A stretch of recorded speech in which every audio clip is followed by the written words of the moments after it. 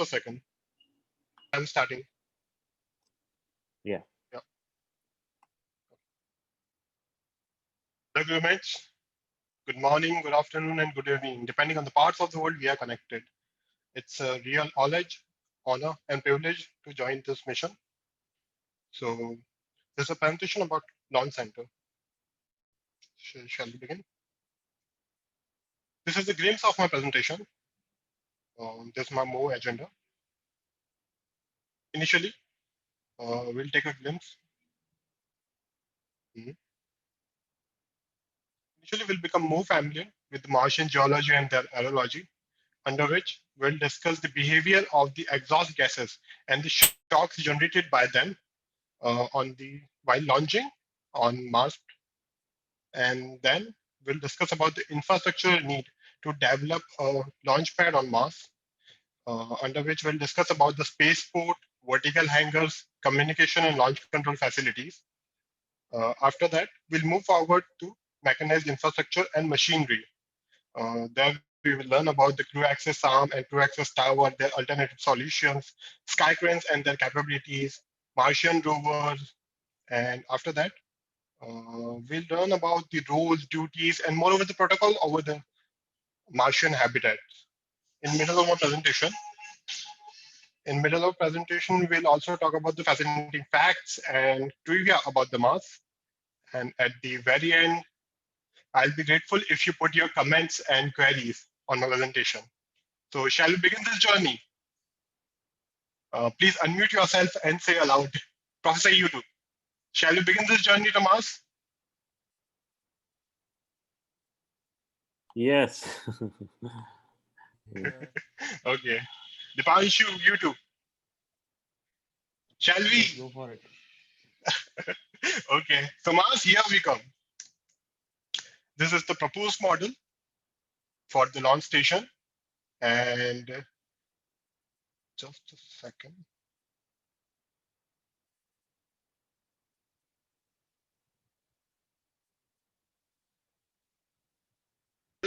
For our launch center and the proposed habitat, in which we'll discuss about the launch center.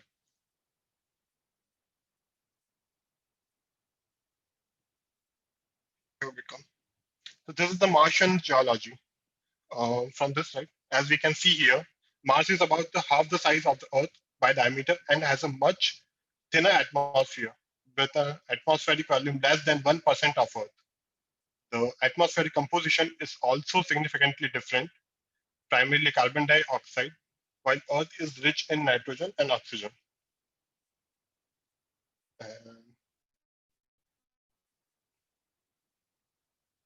So, and gravity here, the gravity is the second point.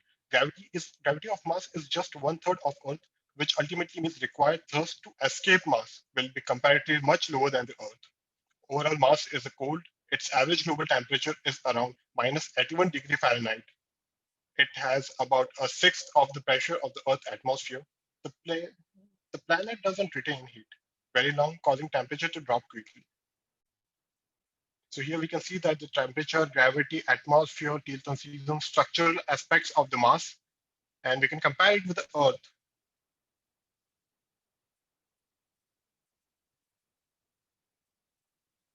Martian geology.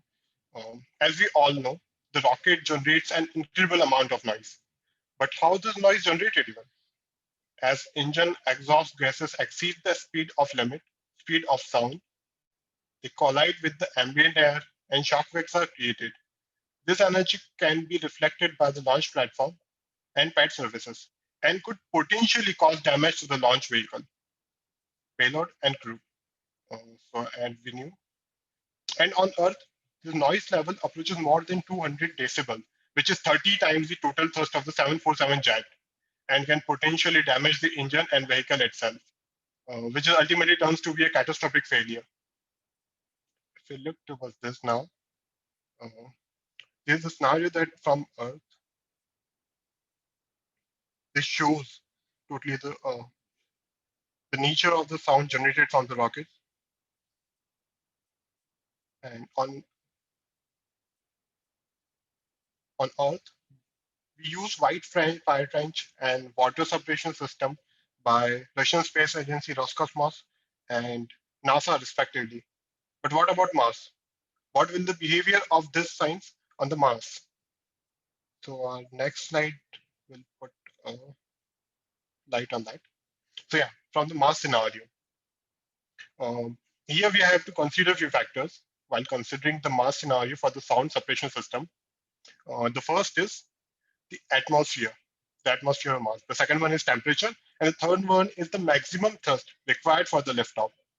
As we already discussed, the gravity on Mars is just one third of the Earth. Hence, thrust required for the life of will be will also be comparatively less. And there are some research which shows that sounds die quickly in the cold and thin air of Mars.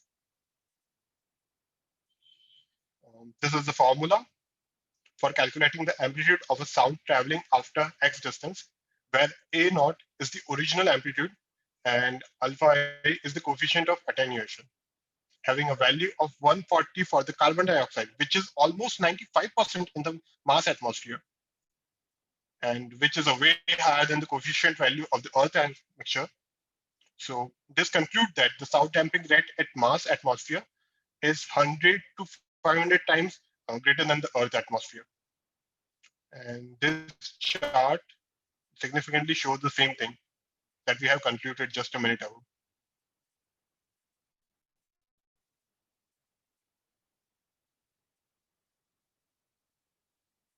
So moreover, the sound separation system. How acoustic energy really explain that there is a rocket, there is a vibration during that, and there is a repellent. The response of that vibration or sound waves, which cause the rocket to be damaged. Uh, the purpose of the sound suppression system is to dampen or deflect acoustic energy, that is sound and vibrations, to keep the rocket and the launch pad safe at liftoff. We use this technology. So how can we mitigate this vibration and sound? This is one of the fair point. So these are the few points. Um, as we know, all materials can absorb sound energy to an extent. However, materials that are specifically noted as sound absorbing characters will absorb most of the sound energy that collides with them. The specialized material are usually referred to as acoustic materials. We can use acoustic panel as well. This will lead to the reduction of the aural reverberation and the sound wave dissipated and transformed into heat. All this can be done with the help of the acoustic panels. So we can use them on the launch pad for damping the sound waves and the noise generated by the rocket propellant. Another thing is spaceport. So, so what is a spaceport actually? Spaceport is a kind of armor for the Mars surface which protects the ground from the destructive force of rocket engine exhaust, and also prevents the ground from becoming a spray of high velocity projectiles. Um, what if we don't use this? If we don't use this, this can cause a high velocity dust storm, dig a deep hole in the Martian surface, melting possible ice available on the beneath the Martian surface, and blast planetary dust to damage the structure and the possible infrastructure which is near the launch pad. So this just really shows the infrastructure for the launch pad, where from a SpaceX, and we know that landing pads will be crucial in future space missions. Spacecraft can cause high velocity dust storms during takeoffs and landing, blasting planetary dust in all directions.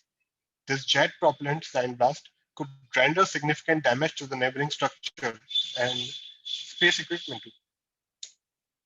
This is a quote from a researcher of a regolith operations laboratory in NASA. This is a very interesting quote. I would I would like to share this from you. It will be even more challenging when we land human on Mars. The rocket exhaust will dig, dig a deep hole under the lander and fertilize the soil. We don't know any way to make this safe without landing pads. This is by the Dr. Field Maxwell, a research physicist.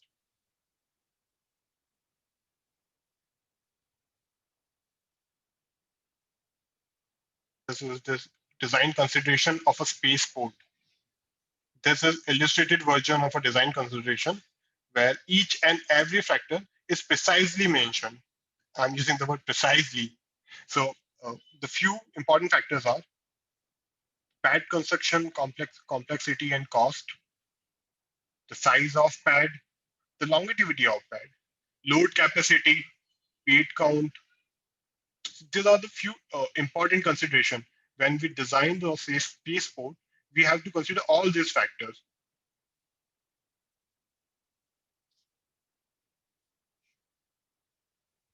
Another question is the material. What material we should use for our spaceport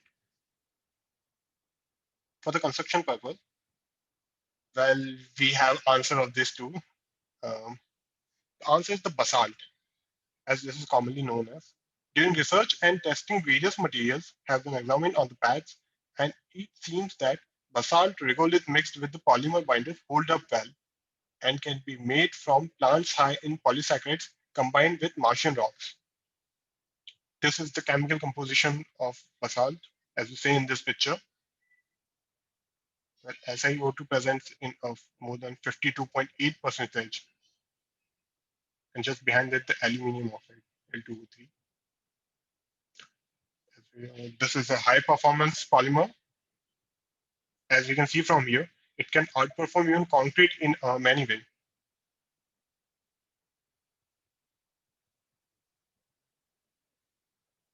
including a tensile and compressive strength, durability under extreme temperature, and higher ductility. Being lower atomic, it also promises a superior cosmic radiation absorption as compared to the concrete. And as we see from here, this is abundant on Mars.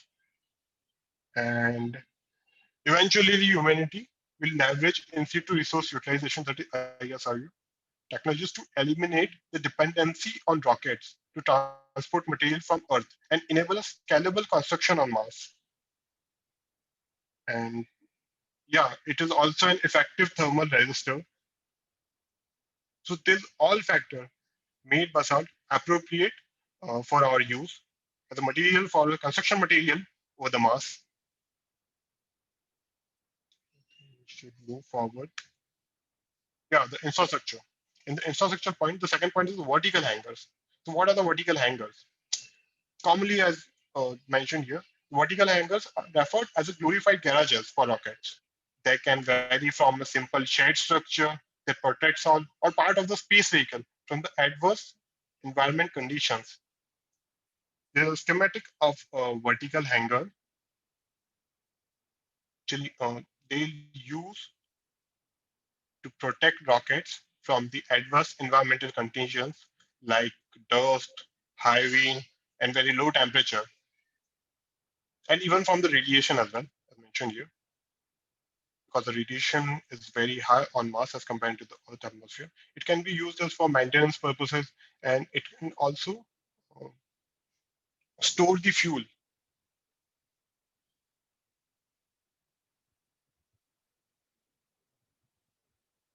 Another point: the maintenance, repair, and overhaul.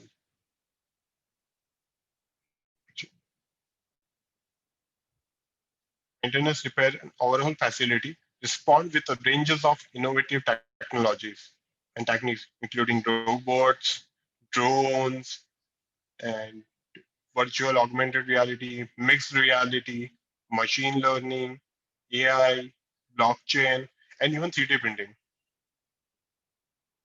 Robots and drones have the potential to offer greater accuracy of checks, freeing up engineers' time, reducing maintenance cost, and improving safety, which ultimately digitalize and automate the maintenance activity to increase overall maintenance process efficiency. This all 4 points describe the applications of the vertical hangers. It has totally made vertical hanger as a crucial part of maintenance, repair, and overhaul. Third point is communication and launch control facility. Communication and launch control facility is the utmost and crucial facility in the whole launch station arena. Actually, yeah. This facility information infrastructure includes communication within launching arena, Martian stations, and communications with Earth. As we all know, there's a communication delay from 4 to 24 minutes, depending on the planet's relative orbital position. So, yeah, this facility consists of the communication infrastructure, security monitoring, kitchen, a robotic kitchen, or more precisely, or we have relaxation pods, we have small gardens, we have gym, even we have a cargo storage. This all facilitates by the communication and the launch control facility.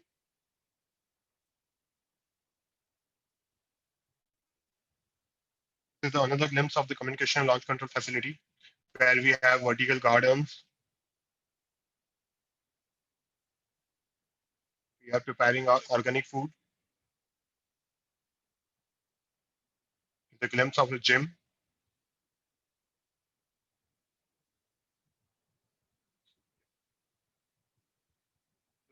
This slide leads us to the mechanized infrastructure and the machinery we need on Mars.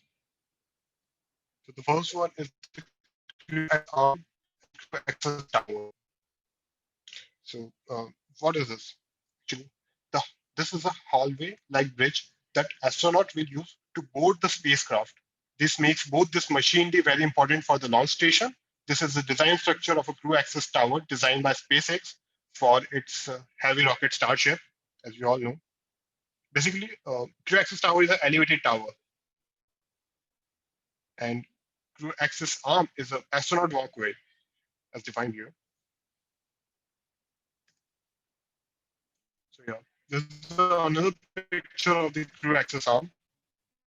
This is one of the interesting quote by the Kathy leader. Uh, she is manager for the commercial crew program at NASA. So the quote says, "It's going to be so cool when our astronauts are walking out across this access arm to get on the planet." This is the structured design of the CA and close look of the crew access tower.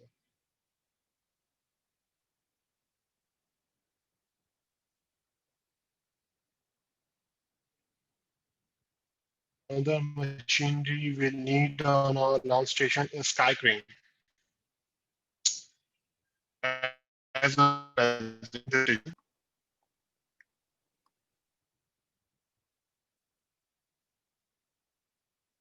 yeah, we are talking about the sky crane. So this is totally feasible for future flights on Mars. Uh, it can lift up to can lift 1 ton up to the 1 kilometer of the height and lift 0.6 ton up to the 3.5 kilometer height, which will make it very useful on Mars. As well as from apart from this, this also has some other features, including a heating mechanism to counteract the nighttime temperature of a Mars, a solar tracker camera for navigation purpose, and the ability to receive commands and send response to the ground. This totally make it a useful tool, a useful, marvelous mechanism for the Mars. It can also be used for the logistic and transportations on Mars. This will also help in loading and unloading of cargo from space vehicle as well.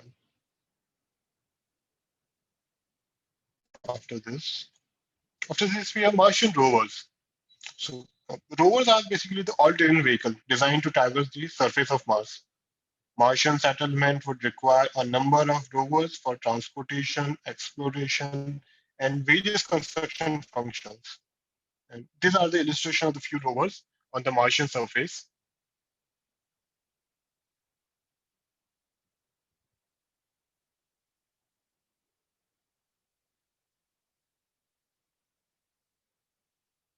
Yeah. We are coming to the point of the rules. So, as we have discussed till now, Launch Center is the governing body for the interplanetary transportation system, having sole authority over the spaceport, mechanical machinery, and launch arena.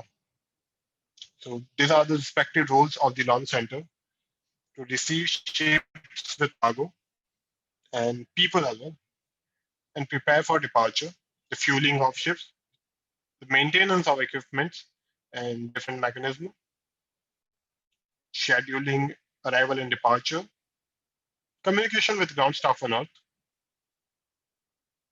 securing ships during adverse environmental conditions, as we have already discussed, launchpad building and mechanism, transportation and delivery of cargo to different places of the stations of habitat, coordinate movement to the other parts of the habitat, duties, the common duties of the launchpad. We have to prepare for any scenario, just mentioned in the first um, point. So there must be some drills conducting, preparing for this scenario, the worst scenario. So we have to conduct those drills, uh, daily monitoring and report of equipment and system health, to advance schedule for arrival and departure. The- There are some communication protocols all have to follow. There are some set times, actually standard messages format uh, for communication with the Earth staff, and also there are regular delivery runs of cargo received at the launch center. The storage of the generated fuels. This is one of the important aspect of the duties, and daily maintenance for the launch pad and the other machinery like crew access arm and the crew access tower.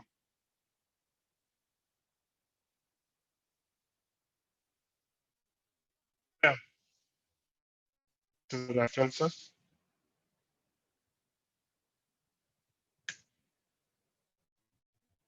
With the presentation. If is there any doubt or comment on the same, you can ask.